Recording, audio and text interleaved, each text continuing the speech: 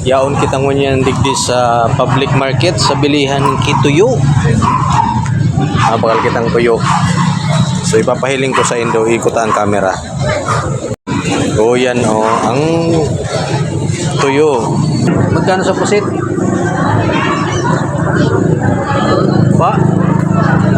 1,400 kilo. Bulinaw 440. Dito po magkano?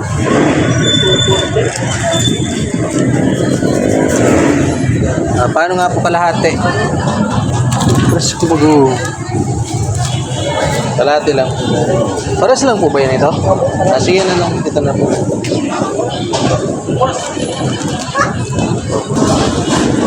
Dito magkano? Yan. Pwede sa anong nasa 100 lang kuya. Sige. Sarap to sa sinangag eh. Bili tayo sa 100 lang ito. Sarap to sa sinangag. Pusit 1,400 ang kilo. Ang dami ng ano, pagpipilian para makabili ka ng iba't ibang klase ng tuyo.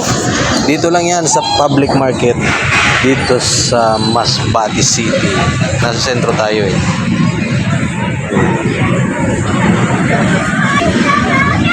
Ano ba?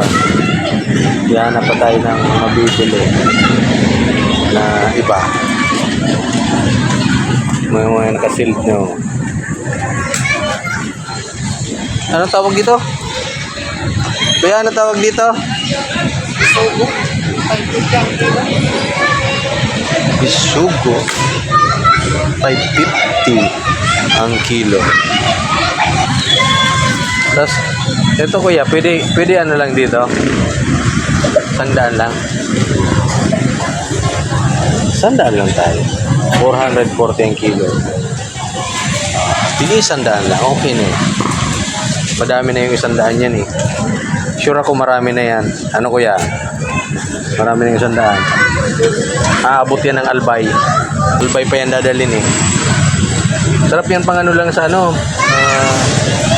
Kamatis. Ayan, magbabayad na tayo. Sige na. Sige na, nahin mo na yan. 180. Madami na yan oh. Inubos ko na sa 500. Po? Ha? 180. Mahal kasi ano. So special naman talaga yan. Kaya binili na natin. Bisugo. Sarap niyan sa almusalo. Andito din naman na tayo. Kaya bumili na tayo. Meron tayo pang ulam. Pag nakauwi na tayo ng Albay. Talagang hindi siya mangangamoy kasi nakasil. Tingnan nyo naman oh. Nakasil siya oh. Naka-vacuum. Okay. Okay. Thank you. Nakaapat tayong klase ng tuyo na nabili.